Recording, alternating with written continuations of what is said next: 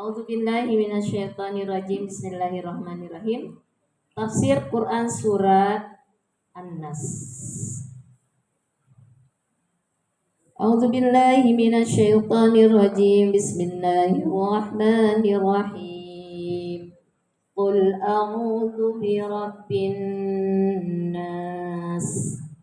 Katakanlah aku berlindung kepada Allah, Tuhan manusia, Rabb manusia, Malikin nas, raja manusia, Ilahin nas, Tuhan yang disembah oleh manusia, min syarril waswasil khannas, dari kejahatan bisikan setan yang bersembunyi, atau setan yang suka mundur. Arti khannas itu kalau orang bersembunyi itu kan mundur ya, artinya mundur gitu ya, bersembunyi. Nanti kita jelasin.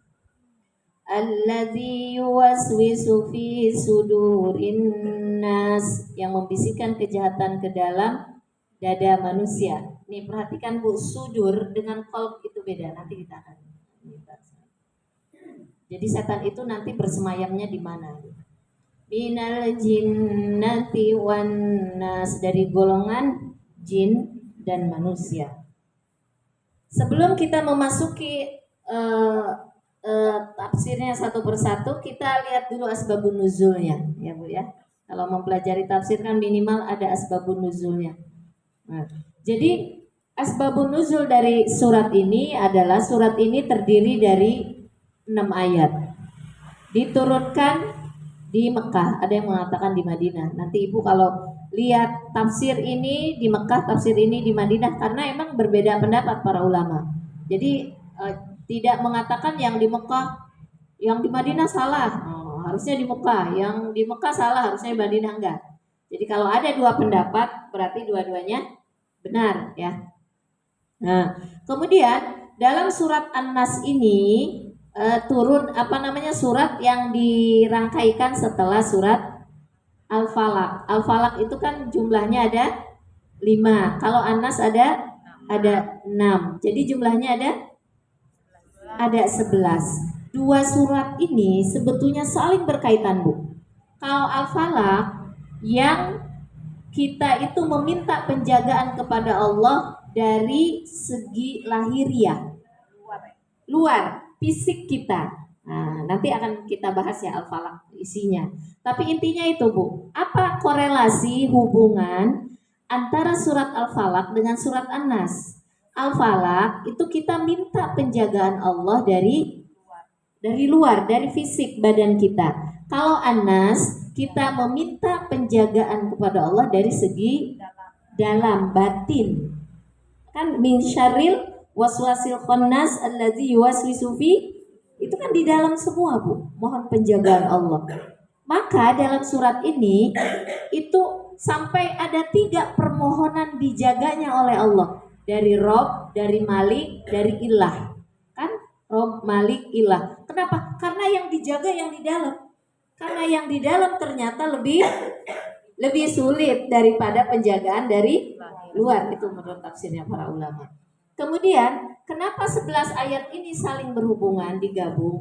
Karena ketika Rasulullah disihir, diteluh ya oleh orang Yahudi namanya Labib ya.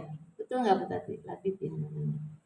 Itu ketika diteluh, disihir Rasulullah dengan sebatang kayu. Kemudian kayu itu ditusuk-tusuk, diikat, ada yang bilang dengan 11 ikatan atau ditusuk-tusuk dengan 11 tusukan gitu. Kalau di Al-Qurtubi ini 11 tusukan katanya. Nah, itu ada di bawah sumur paling dalam. Ternyata emang Bu, sihir itu ada. Jadi Ibu jangan mengatakan sihir nggak ada, itu kan nggak kelihatan. Oh, itu tahayul tuh, enggak. Itu ada ini.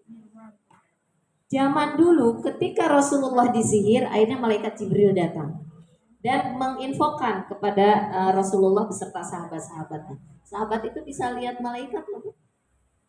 Kalau orang sudah kasaf, para sahabat yang bisa kasaf itu ada banyak. Kalau ada malaikat dia lihat. Ada sesuatu di surga itu dia bisa lihat. Betul ya? Para sahabat, ya Rasulullah, aku melihat ini di surga. Kata Rasulullah, benar itu terjadi. Itulah keimananmu yang sangat kokoh. Jadi kasat itu. Nah, ketika malaikat Jibril datang kepada Rasulullah dan mengatakan engkau disihir oleh si Anu si Labib itu, maka harus dilepas sihir itu. Diambil, dilepasnya dengan apa? 11 tusukan ini, 11 ikatan. Harus dilepas dengan muawwizatain. Muawwizatain itu Al-Falaq sama An-Nas. Oh, jumlahnya 11 kan Bu ya? Jadi ini dibaca kata malaikat Jibril. Jadi kalau kita Bu enggak sering pusing yang enggak jelas apa itu mungkin dan sebagainya, coba sering-sering baca ini 2 surat ini. Mudah-mudahan hilang ya sihirnya. Mungkin ada sihir manusia atau dari gangguan-gangguan jin dan setan atau manusia. Dan ini untuk menghindarkan dari gangguan jin atau setan, jin dan manusia. Jin yang jahat dan manusia yang jahat itu namanya setan. Untuk menghindari itu, untuk terhindar dari itu, supaya kita terlepas dari itu, maka baca 2 surat ini. Maka ini biasanya suka didawamkan oleh kita ya untuk jadi zikir pagi dan zikir petang, ditambah dengan Al-Ikhlas ya Bu ya, tambah Al-Fatihah. Al-Fatihah itu justru itu yang teragung karena memuat satu Al-Quran penuh. Nah, lanjut ya Bu ya. Sudah itu. Jadi Al-Falaq dan An-Nas itu penjaga dari lahir dan batin. Maka kalau sebelum sholat, kan sholat itu supaya kita sholatnya khusyuk ya Bu ya. Sebelum Allahu Akbar, khususnya ketika sholat wajib, baca dulu surat An-Nas ini. Karena itu godaan-godaan dari segi yuwaswisu fi sudurin nas. Bismillahirrahmanirrahim. Qul a'udzu birabbin nas. Katakanlah aku berlindung kepada Rabb manusia. Rabb ini artinya khaliquhum wa malikuhum wa muslihuhum wa murabbihuhum. Nah, jadi artinya apa? Rabb itu artinya khaliquhum, pencipta, yang menciptakan kita, menciptakan alam raya yang dunia, iblis, surga, neraka dan seluruh alam isinya. Wa malikuhum, dan yang menguasai, yang merajai. Itu arti Rabb ya Bu ya. Yang wa muslihuhum, yang membaguskan, yang menjaga. Wa murabihuhum, membaguskan, menjaga, memberi makan, memberikan fasilitas supaya kita terjaga hidupnya Bu. Jadi Ibu kalau supaya badannya sehat, kulitnya kenceng dan apa, Allah ciptakan itu ada tanam-tanaman supaya badan kita sehat, bersih gitu kan, kata para ulama para ahli kesehatan. Kalau ingin kulit kita tuh mulus, katanya banyak makan buah kayak salak, sao, kayak gitu ya. Terus kalau mata kita pengen bagus, makan wortel. Nah, untuk menjaga badan kita, Allah itu menghadirkan Bu makanannya supaya kuat. Allah ciptakan adanya gandum supaya ada tenaga, ada namanya padi, ya, ada namanya apa lagi, ubi dan sebagainya. Allah ciptakan juga untuk protein hewaninya buat menjaga hidup kita Bu. Dibikinlah di lautan itu ada ikan, di sungai-sungai, dimanapun. Padahal nggak ada yang nanam kan? Nggak ada yang nanam, nggak ada yang membiarkan dari awal. Tapi Allah hadirkan itu secara gratis buat kita. Untuk apa? Untuk menjaga kita Bu. Allah ciptakan planet di bumi ini. Itu planet Bu, saya lihat di internet, Masya Allah. Kita itu sebesar kacang hijau, mungkin lebih kecil lagi, mungkin sebesar atom kalau dilihat dari ciptaan Allah yang paling terbesar di ujung. Untuk apa Allah menciptakan yang besar-besar? Ternyata untuk menjaga kita Bu. Itu kalau Allah enggak rob satu planet, hancur kita Bu. Makanya Allah jaga, Allah pelihara, Allah adakan semua yang dibutuhkan oleh tubuh kita, yang dibutuhkan oleh kehidupan kita, dari mulai tanaman, dari mulai hewan, dari mulai planet, semua langit dan bumi itu untuk menjaga makhluk yang sebesar atom kita ini, Bu. Jadi kenapa kata Allah, walaupun engkau kecil, yang mereka besar-besar semua, Bu, tapi yang mampu menjangkau aku, memahami aku, mengerti aku, mampu memahami petala langit dan bumi itu nggak bisa, tapi hanya kita yang mampu, cuma kita, kata Allah. Maka Allah hadirkan semuanya untuk menjaga kita, Bu. Bagaimana kita nggak bersyukur kepada Allah? Nah, itu namanya Rob. Jadi yang membaguskan, yang menjaga, yang menciptakan, yang mendidik, yang mengarahkan, mengadakan semuanya supaya kita itu terjaga. Itu Rob namanya. Nah, kemudian yang kedua, Qul a'udzu, yang kedua Malikin Nas. Malikin Nas itu artinya yang selalu tercapai, yang selalu keinginannya itu, kehendaknya itu lulus gitu, Bu. Itu Malikin Nas. Karena apa? Tipikal seorang raja adalah dia mampu memberikan sesuatu kepada bawahannya, kan? Bawahannya mau dibikin kaya, mau dibikin miskin, mau disiksa, mau dibahagiain, mau di apa namanya dan sebagainya, itu kan seorang malik itu mampu aja melakukan itu semua. Maka Allah sebagai malik di sini adalah yang mampu membuat seseorang menjadi kaya, yang mampu membuat seseorang menjadi miskin, yang mampu seseorang menjadi bahagia maupun sengsara, itu namanya Malik. Yang selalu tercapai segala cita-citanya, itu seorang raja di raja. Karena rajanya Allah beda dengan rajanya manusia. Kalau manusia nggak ada didukung oleh manusia, bisa nggak jadi raja? Nggak bisa. Tapi kalau bagi Allah, rajanya ini mutlak gitu, mampu melakukan apa aja. Jadi ketika kita baca Malikin Nas, persoalan apapun yang berat, saya nggak punya ini, kurang itu, kita yakin di situ ada raja di raja. Nah, insya Allah nanti pertolongan Allah akan datang. Lanjut ayat selanjutnya. Ilahin nas artinya ma'budihim. Ilahin nas itu artinya ma'bud. Ma'bud itu yang disembah oleh manusia. Ilah itu berarti sosok yang harus kita sembah.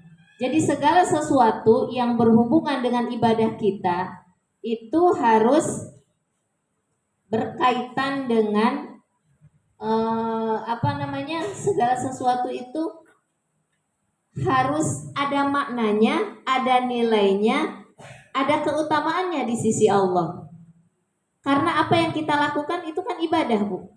Kita diperintahkan oleh Allah untuk beribadah. Artinya apa? Kemarin itu ibadah itu melakukan sesuatu sesuai dengan syarat, dengan ketentuan Allah.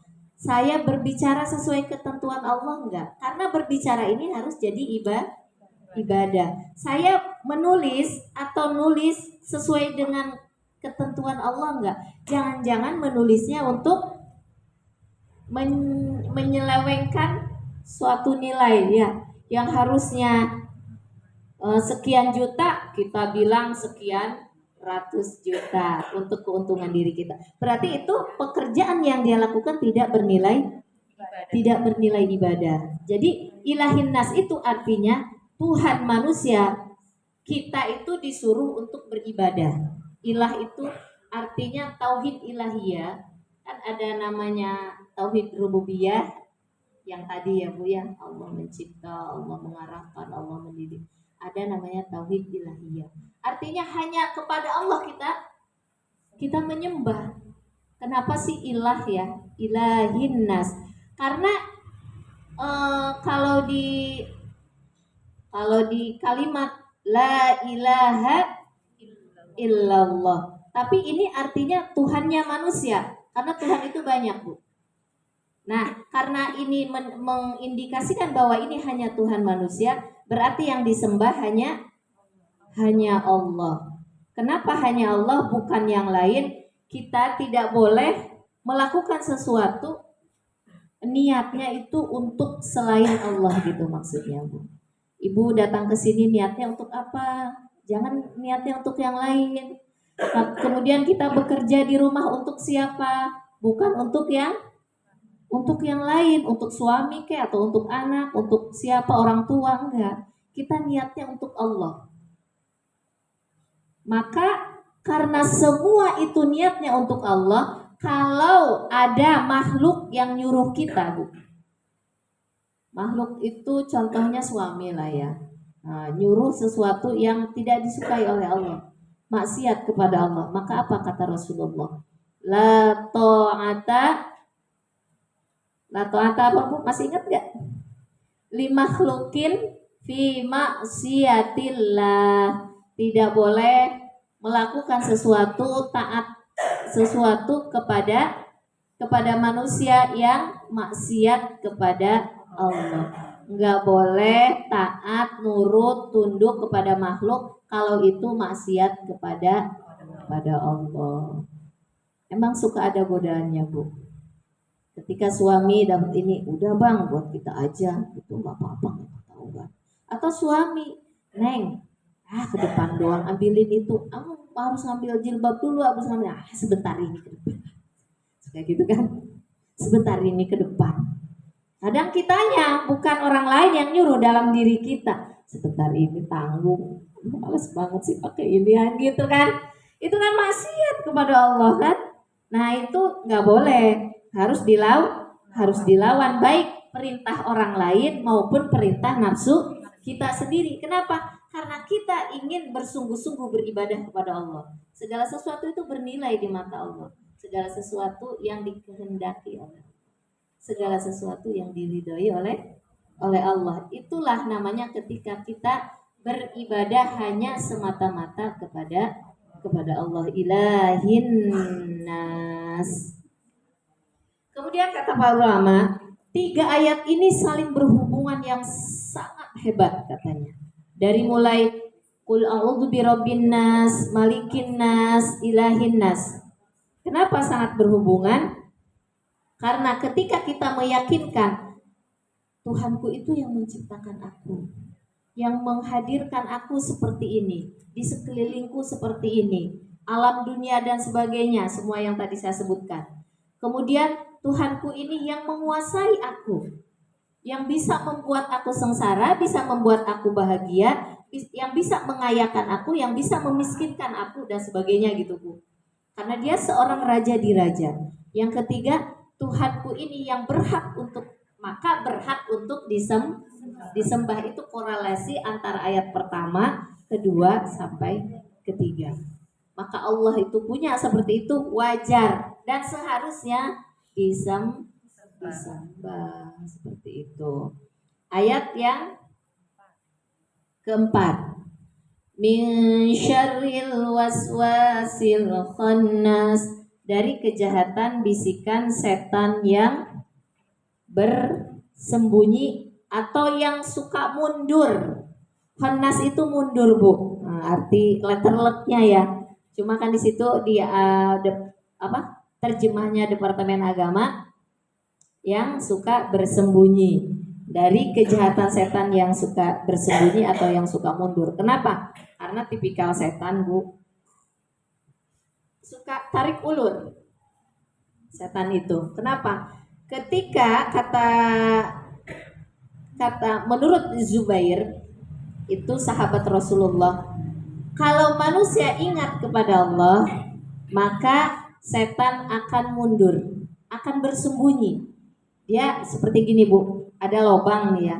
Ini ada lubang yang kayak ular ya. Kalau ada orang, dia narik diri. Nanti kalau nggak ada orang, nanti dia maju lagi kepalanya gitu. Cari mangsa gitu kan. Nah kalau ada bahaya dia tarik lagi. Nah kalau bahayanya bagi setan itu adalah ketika dia mundur, ketika dia bersembunyi, itu ketika dia jauh dari manusia ketika manusia itu berzikir kepada Allah. Maka ketika dilantunkan azannya Bu ya, atau iqomat, Allahu Akbar, setan lari sejauh-jauhnya, terbirit-birit. Pernah dengar nggak Bu? Sampai tertutup ya, saking pengen jauhnya, paling nggak suka dan nggak mau, menyakitkan buat hatinya mendengar itu. Karena ada yang berzikir, itu zikirnya zikir yang azan gitu ya, itu yang azan. Kemudian ketika selesai dia datang lagi. Nah, itu setan seumur hidup begitu Bu. Nah bagaimana dengan kita? Kalau kita berzikir, maka setan itu akan mundur. Maka ketika kalau kitanya lengah, setan akan datang. Gimana? Maka diajarkan oleh Rasulullah. Kita alhamdulillah sudah bahas kemarin ya. Kalau mau makan baca Bismillah. Ketika kita habis baca Bismillah, itu setan nggak bakalan mengganggu Bu sampai selesai kita makan.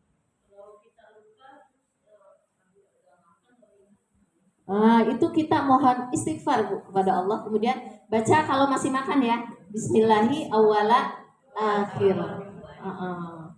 Jadi kita memohon perlindungan kepada Allah, ada keberkahan dari yang kita makan dari awal sampai akhir, supaya apa yang kita makan menjadi kekuatan ya. Berkah itu artinya ada nilai manfaat setelahnya Bu. Jadi kekuatan kita untuk beribadah, untuk ma'rifah, untuk menjaga melawan hawa nafsu kita dengan kekuatan itu gitu. Itu namanya berkah manfaat. Itu mau makan baca itu, setelah makan alhamdulillah, ditambah lagi alhamdulillahillazi at'amana wa saqana wa ja'alana minal. Kalau mau tidur, mau berhubungan, Allahumma jannibna syaitan. Nah itu nanti ketika kita berhubungan, setan tidak ikut-ikutan. Setelahnya apa Bu? Ngucapin apa? Alhamdulillahillazi ja'alal ma'a tahuran. Jarang Ibu ditahu. Segala puji bagi Allah yang sudah menjadikan air yang suci, air mani suci. Maka menurut Imam Syafi'i air mani itu suci Bu. Tapi imam yang lain mengatakan air mani itu najis. Jadi kalau udah hubungan kena air mani, bagi Imam Syafi'i suci. Kenapa? Karena Rasulullah ketika mau sholat ada air mani nempel di sarungnya kering, ada yang nempel di jendela apa di mana lah. Itu kan Rasulullah rumahnya menyatu dengan masjid dan rumahnya. Dikerok sama Rasulullah. Itu tuh nyontohin kita Bu. Kata Imam Syafi'i, berarti dia ngambil kesimpulan dengan ijtihadnya bahwa air mani itu suci. Karena dia pun adalah bekal bayi itu kan suci katanya. Tapi kalau yang lain juga punya pendapat sendiri. Oh panjang Bu kalau bicara 4 mazhab. Kita bukan di sini ranahnya. Cuma artinya ketika mau hubungan itu, selesai hubungan baca juga minimal alhamdulillah ya Allah gitu. Jadi ingat terus sama Allah. Ketika mau pakai baju, Allahumma inni as'aluka min khairihi wa khairi ma huwa lahu wa a'udzubika min syarrihi wa syarri ma huwa lahu. Jangan sampai baju ini nanti menggoda kita. Kenapa? Di dalamnya ada setan. Di dalamnya ada setan. Kalau baca bismillah aja enggak perlu. Nah, bisa. Bismillahirrahmanirrahim. Tapi kan diajarkan oleh Nabi ada doanya. Setelah buka baju, bismillahillazi la ilaha illahu. Kenapa harus baca? Setan nggak melihat. Kalau kita nggak baca, setan nonton tuh, terus dipoto sama dia, di-share ke teman-teman. Enggak, itu kata-kata saya di-share. Takutnya badan kita itu jadi malas juga untuk beribadah. Kenapa? Udah ditontonin setan ya. Astagfirullahaladzim. Itulah, jadi zikir itu Bu. Zikir, saya nggak mudah-mudahan jam 11 kurang seperempat karena saya mau ke kampus ya Bu. Jadi zikir itu artinya bukan berarti di setiap detik itu harus zikir. Tapi di setiap pergantian kegiatan kita ada zikir di awalnya gitu Bu. Seperti pas mau tidur kita zikirkan ya Bu ya bismillahirrahmanirrahim wa amut. Atau sebelumnya melakukan hubungan suami istri kita baca Allahumma jannibna syaitan. Itu sampai bangun kita dari tidurnya itu dapat pahala Bu, walaupun kita belum mandi junub, belum mandi janabah. Itu berpahala kita berpahala yang melayani suami kita. Suami kita berpahala memberikan nafkah kepada kita. Itu dihitung oleh para malaikat sampai dia mandi janabah. Kalau kita baca doa. Jadi tidak terus-terusan setiap menit, setiap detik gitu baca zikir. Enggak. Di setiap pekerjaan, bergantinya setiap pekerjaan diawali dengan zikir. Setelahnya zikir. Kemudian kita mulai pekerjaan lain zikir. Dalam pekerjaan itu, kalau seandainya orang yang bekerja di dapur diawali dengan bismillah, kemudian ya Allah, dia mohon kepada Allah, berikan aku keberkahan di dalam pekerjaanku ini, gitu ya. Terus kita masakan Bu, motong ini, motong itu, motong ini, motong itu.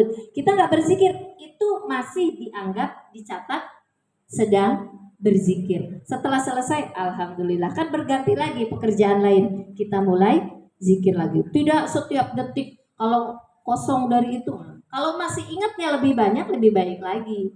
Cuma ketika di pekerjaan itu penjagaan Allah, pekerjaan sampai selesai. Kan nggak ada yang manusia yang setiap detik tuh zikir terus, kecuali mungkin makomnya udah tinggi banget mungkin ya, semakin dekat sama Allah mungkin setiap nafas, setiap itunya zikir. Kita pun dihitung seperti itu Bu. Yang penting ketika awal baca, akhirnya baca seperti itu. Saya waktu kecil dulu ya, umur SD itu nenek sama kakek tuh suka ngomong kayak gini lah, yang orang tua.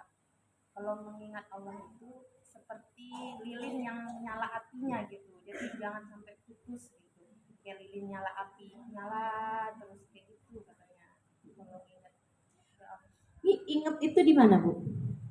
Ingat terus gitu. Ingat itu tempatnya di mana? Di kolbu. Jadi tidak mesti harus terus berucap. Yang penting ketika kita mengerjakan sesuatu, di awal dengan ucapan dan ingatan, kemudian kita akan bekerja untuk hal-hal yang baik. Kalau benar-benar kita zikir kepada Allahnya benar, kita nggak bakalan nyeleweng, nyimpang. Itu dihitung tetap berzikir. Itu tadi orang yang melakukan hubungan suami istri, dia kan tidak setiap detik berzikir.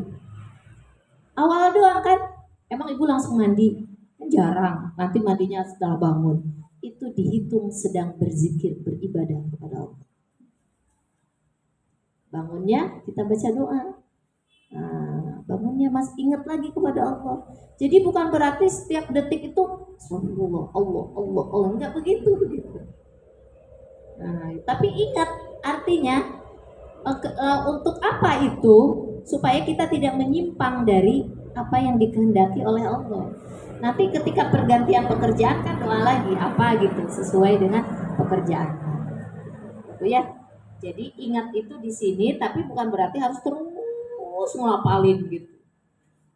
Kalau ibu ingat bagus itu, tapi kan tidak selalu ingat kita. Allah tahu waktu liqal insanu dha'ifa. Dengan kedoifan kita berbuat semaksimal mungkin. Tetap dihitung ibadah diamnya juga. Lanjut. Ayat yang allazi yuwaswisu fi sudurin nas, yang membisikkan kejahatan ke dalam dada manusia. Yang membisikkan kejahatan ke dalam dada manusia minal jinnati wan nas. Siapakah sih yang suka memprovokasi manusia kita ini? Ada dua Bu, yaitu jin dan manusia. Manusia ada yang dari luar, ada yang dari dalam. Yang dari luar mungkin suami. Provokator juga Bu itu kalau dia kadang-kadang ya. Iya, udahlah ini sebentar ini, ntar aja kayak gitu. Ini lagi ini enak-enak nih, ntar sholatnya jam sekian. Kadang-kadang begitu. Ini lagi asik-asik nih sebentar. Kayak itu tuh kadang-kadang provokator. Belum lagi anak. Oh sama anak lebih lagi. Mah ini udah ada makanan nih buat bukaan puasa. Mah aku pengen ini, diprovokatori padahal udah cukup. Karena kita sayang sama anak. Emang nyari duit buat siapa? Ada ngiung dari temen dari baca. Emang nyari duit? Iya juga ya buat anak. Akhirnya beli lagi padahal itu udah ada. Innal mubadzirina kanu ikhwanas syayatin. Sesungguhnya berlebih-lebihan itu, apalagi di puasa. Kebanyakan manusia di puasa ini jarang yang sukses dalam hal menahan makanan. diprovokator kadang-kadang oleh anak kita. Udah cukup banyak mau nolak, ya Allah kasihan juga ya. Ini apalagi di bulan Ramadan rezeki kita berlimpah nih. Beli ini, beli itu. Akhirnya dimakan enggak semua. Akhirnya mubaz. Itulah provokator manusia dari luar, Bu. Enggak usah lah terlalu jadi kafir, jadi apa, enggak usah. Di sekeliling kita dulu, anak kita, suami kita. Kadang udah ada es, Bu. Suami pengennya cendol deh. Ya juga ya, kasihan ya kalau nggak diturutin. Harusnya kita bisa meredam mereka gitu, Bu. Ini udah ada es ini, nanti ada juga teh. Nggak usah lah, ada ini, ada itu. Itu kerjaan saya setiap hari di rumah. Nanti ya itu besok aja kita ganti yang menunya kemarin udah es nih. Ini mah kehidupan nyata ya, Bu ya. Ini tuh setan, Bu, sebetulnya. Jangan ngikutin was-was, artinya yang suka membisik-bisikan. Yang membisikkan termasuk anak, suami, belum lagi teman. Di-share deh, ada makanan yang enak itu. Ini ada jualan, mau beli nggak? Iya ya, beli ya. Udah di meja udah cukup 2 macam, 3 macam, nambah lagi. Itu was-wasah dari manusia. Nah, yang paling berat adalah yang di sini, Bu. Kebanyakan yang di luar masih sedikit. Di sini nih, belum lagi tamak, belum lagi iri, dengki dan sebagainya. Maka banyak-banyak baca surat ini. Nanti setan mah cuma membisik-bisikkan. Minal jinnati wanas. Setan itu, Bu, pertama yang dilakukan untuk menggoda manusia adalah bagaimana manusia itu yang terbesar dulu supaya kufur. Nanti di bawahnya lagi supaya berbuat dosa besar. Dosa besar juga kagak bisa nih orang disuruh zina, nggak mungkin majlis ta'lim manubala. Suruh membunuh nggak mungkin, suruh minum hamar nggak mungkin ya, Bu. Digoda lagi supaya berbuat dosa dosa kecil mah kayaknya nih banyak yang enggak ini. Banyak yang enggak sukses nih. Udah katanya. Kamu kalau lagi di sana lihat orang begitu ya gitu. Menilai ini begitu gini. Udah gitu di sini agak ada rasa gimana gitu ya, germet-germet. Kadang-kadang kenapa dia nggak ngaji? Iya ya, padahal dia kan nggak ngapa-ngapain. Nah, kena kata setan. Tapi kalau dosa kecil, Bu, cara meleburkannya lebih mudah. Ibu banyak beramal soleh, ya, banyak zikir, banyak sholat, banyak infak, itu juga meleburkan. Senyum dengan sahabat kita, nolong. Ibu bidangnya apa nih? Pengurus bidang ini, bidang ini, bidang ini. Saya mau ini. Itu kan amal soleh, itu meleburkan dosa kita. Yang kecil-kecil itu banyak dilakukan, tapi peleburannya juga insya Allah banyak. Tapi kalau nyepelein yang sedikit tadi, dosa kecil itu jadi bisa besar. Kata setan, ini orang nih amal solehnya luar biasa. Digoda lagi yang terakhir. Gimana supaya gugur tuh amal-amalnya tuh. Dia udah berusaha infak, kan gugur tuh dosa kecil kita. Kita udah berusaha sholat ya, Bu, gugur dosa kecil kita. Kata setan, loh ini nih nomor 1 nih, gua goda nih terakhir apa? Supaya dia ria, ujub. Ada, Bu, saya ngerasain ada. Masya Allah. Makanya harus banyak istighfar dan mohon ampun, minta tobat kepada Allah. Ya Allah, ya di sini nih yang nggak kelihatan orang, biar dikatakan orang soleh lah, biar dikatakan orang pinter lah, kan gitu ya, Bu ya. Biar dikatakan orang kaya lah, yang kaya gitu ujiannya seperti itu. Kalau orang miskin, dia akan berusaha supaya orang senang dengan dia. Itu juga ujiannya orang miskin. Supaya apa? Orang banyak memberi ke dia. Dengan menghibah-hibah lah, dengan apa, itu kan ujiannya setan. Kamu kan wajar kalau disedekahin. Emang kamu mah asnafnya, kan begitu, Bu. Kamu kan wajar untuk minta tolong. Udah ke sana. Tapi berusaha hatinya dibelokkan kepada makhluk. Jadi berusaha untuk supaya kurang yakin kepada Allah. Oh iya ya, kalau aku nggak minta tolong sama orang, nah itu orang miskin. Beda lagi kalau orang punya harta. Bagaimana supaya tamak? Susah dia untuk berinfak. Ini ngapain nolong dia? Nanti jadi kebanyakan nih, pernah dengar di kuping saya, nanti dia enggak kalau ditolong terus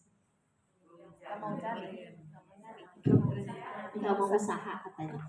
Itu tuh godaan setan di pikiran orang yang mau nolong. Harus harus dilawan, kamu nolong aja gitu. Emang dia lagi butuh pertolongan. Dan saya juga mau ketemu dulu sih 2 hari saya lupa terus. Ada sahabat kita yang harus ditolong, lupa, astagfirullahaladzim. Iya, nanti kita bicarakan ya. Ada sahabat kita di Majlis Ta'lim An-Nubala ini yang emang butuh pertolongan. Nah, tafsir surat An-Nas kita cukupkan sampai di sini. Saya bilang jam 11 kurang 1/4 saya harus siap-siap ya Bu. Alhamdulillah sudah selesai. Maka Ibu ini dawamkan untuk zikir pagi dan zikir petang ya, sore ya Ibu yang dirahmati oleh Allah, supaya kita terhindar dari baik godaan secara lahiriah maupun secara batiniah. Jadi yang didawamkan itu Al-Falaq, An-Nas, Al-Ikhlas, Al-Fatihah sama ayat kursi. Insya Allah hari besok kalau enggak kita nerusin tafsir Al-Falaq, kita ngulang ke hijabah hati ya. Tergantung saya waktunya ya Bu ya. Mudah-mudahan, karena kalau belajar tentang mengenal diri itu belajarnya itu nggak bisa sehari ya. Tapi kalau ini insya Allah bisa sehari karena dari kecil sudah belajar tafsir. Kalau belajar mengenal diri, ilmu tasawuf saya kan baru sekian 10 tahunan lah. Kalau ini kan dari kecil, saya dari SMP Bu belajar tafsir A, tafsir B gitu ya. Jadi baca udah ngerti insya Allah gitu ya. Tapi kalau untuk makrifat belajar tasawuf itu baru beberapa tahun. Jadi kalau harus gitu. Nah itu nanti tergantung waktunya ya Bu ya. Mohon maaf keterbatasan saya. Yang hak datangnya dari Allah, yang batil dari diri saya sendiri. Wabillahi taufiq wal hidayah. Wassalamualaikum warahmatullahi wabarakatuh.